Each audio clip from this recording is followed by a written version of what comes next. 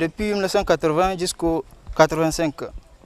Donc aujourd'hui, sa famille fait une revendication en ce qui concerne leur droit de la disparition du professeur Eben.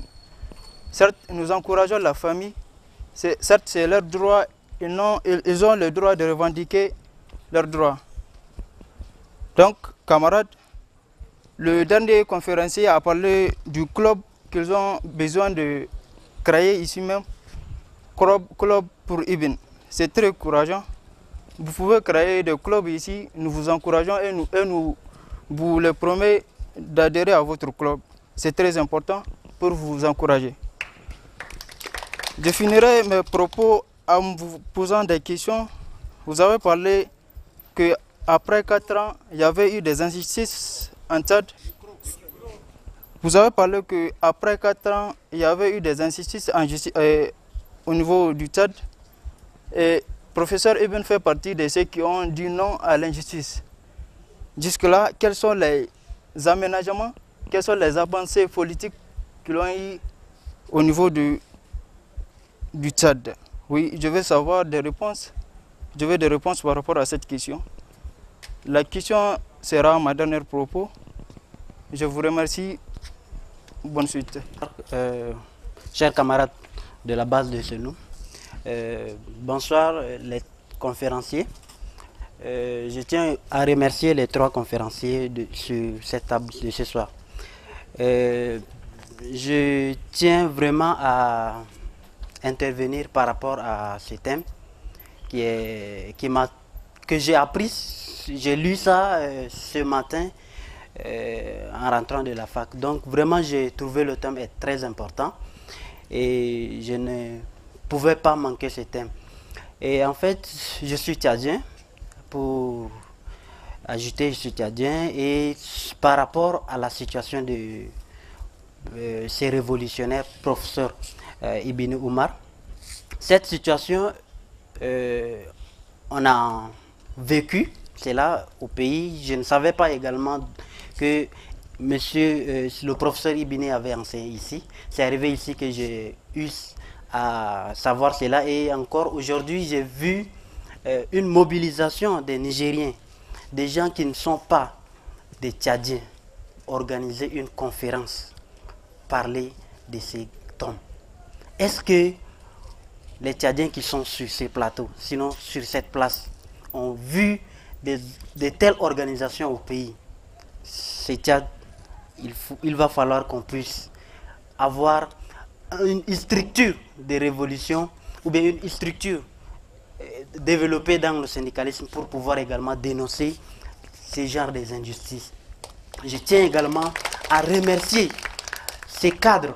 Je tiens également à remercier le bureau qui s'est engagé à pouvoir mettre cette conférence et à pouvoir organiser cette conférence. Je tiens également à remercier l'office du défunt.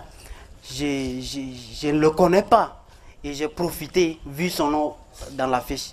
J'ai dit il va falloir que je puisse assister non seulement à cette conférence pour savoir la réalité sur cette histoire, que après sa disparition, où le président de la République lui-même ne cherche plus à ce qu'on puisse le demander des éclaircissements par rapport à cette situation.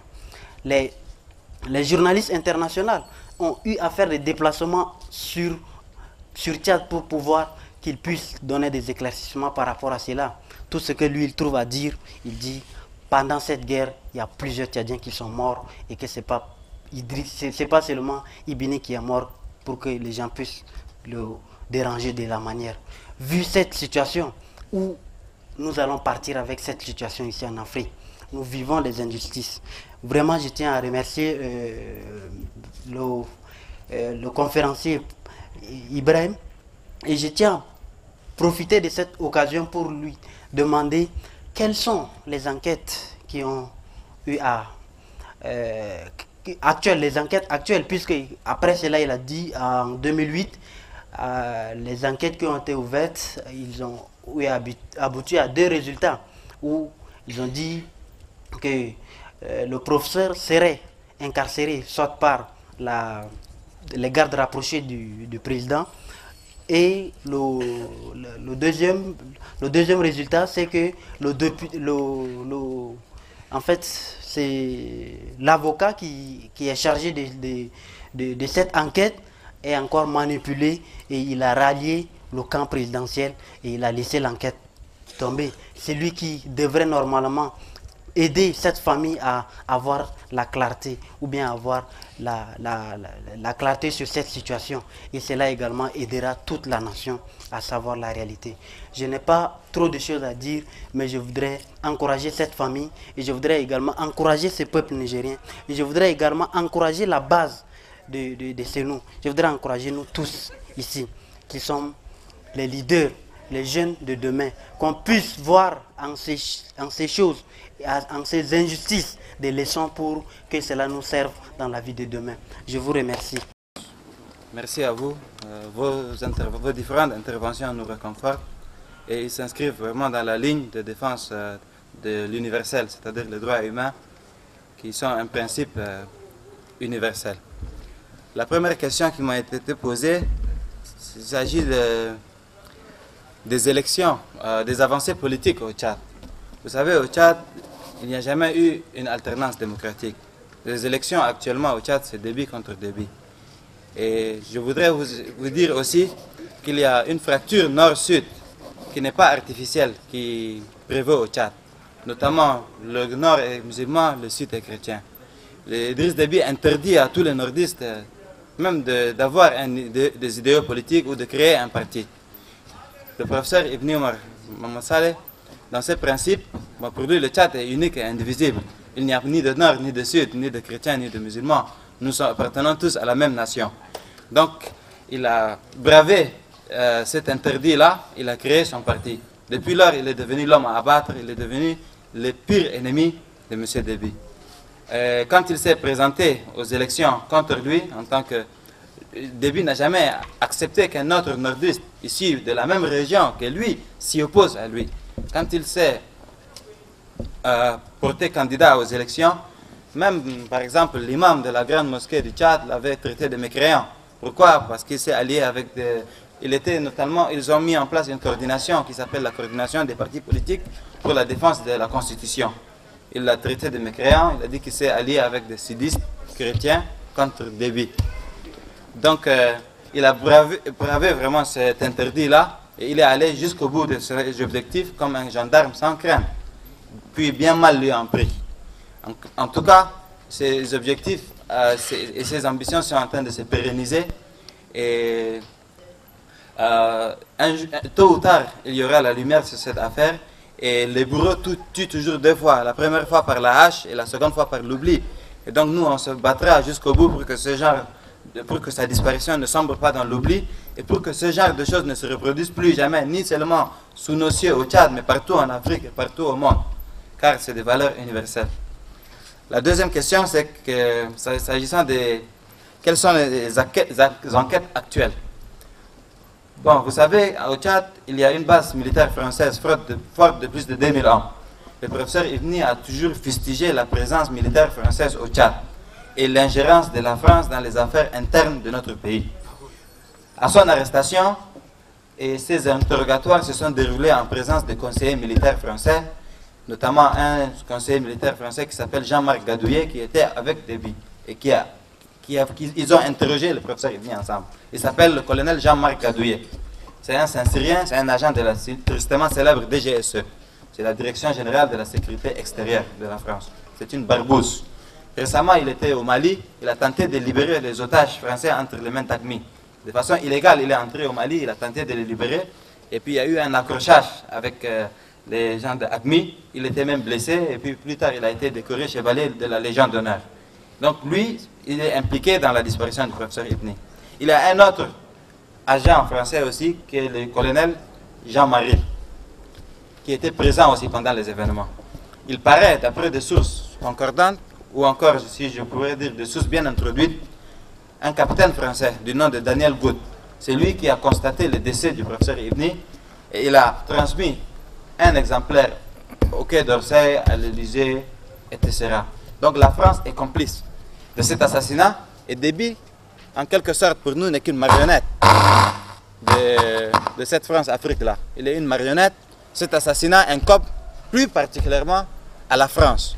Après, Déby n'est qu'une marionnette de la France-Afrique, un vassal, un nègre de salon, et si je peux le dire, un chien de chasse qu'on envoie partout.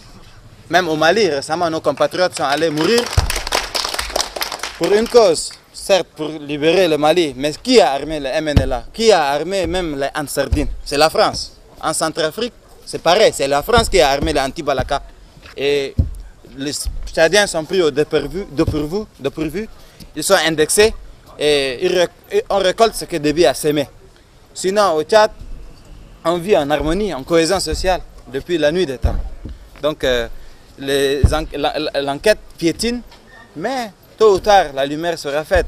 Parce que, quelle que soit la durée de la nuit, le soleil apparaîtra. Bien que nous avons pris un train, et beaucoup de gens ont quitté le train en fait. Même si je peux dire le navire. Notre avocat est devenu l'avocat de M. Déby. Les journalistes, par exemple, ceux de la presse écrite, la presse noble, se sont demandé s'il était même né avant ou après la honte. Parce que l'avocat de la victime ne peut pas être subitement l'avocat du bureau. Bon, comme le ridicule ne tue pas au Tchad, il a été ministre de la Justice et il a délivré un non-lieu. Et beaucoup de gens ont quitté le navire, mais nous irons jusqu'au bout de notre objectif et justice sera faite, Inch'Allah. Je vous remercie. Je suis touché par le degré de compassion des intervenants et cela, à mon avis, traduit le sentiment de tout un chacun ici. Surtout l'intervention du frère tchadien qui a reconnu aux camarades en particulier et au peuple nigérien leur degré de sympathie par rapport à toutes les victimes des injustices. Cela m'a beaucoup, ça m'a beaucoup touché. Je pense très bien que les camarades ont bien compris. Et cette situation, elle est une situation à mon avis très horrible. Quand on assassine une personne d'envergure scientifique, un grand homme politique qui incarne des valeurs de justice, de paix et du progrès pour sa communauté, c'est bien normal qu'un étudiant soit touché dans son amour propre. Et aujourd'hui, si je comprends le combat de la famille du professeur Ibini, il souhaite qu'il ait toute la vérité par rapport à la disparition de leur père bien-aimé. Pour qu'il ait droit, cet homme qui a servi son pays, qui a servi l'Afrique, pour qu'il ait droit à des funérailles dignes d'un être humain. Et aujourd'hui, le pouvoir de N'Djamena fait obstruction. Parce qu'il y a une grande révélation qui vient d'être faite. L'avocat en charge des dossiers a été récupéré par le pouvoir. Aujourd'hui, en quelque sorte, les instigateurs de ces complots d'État pensent que la famille de Ibini est dépourvue de son dernier soutien, qui est leur avocat. Mais, comme l'avait dit, tôt ou tard, quelle qu'en soit la longueur de la nuit, le soleil apparaîtra.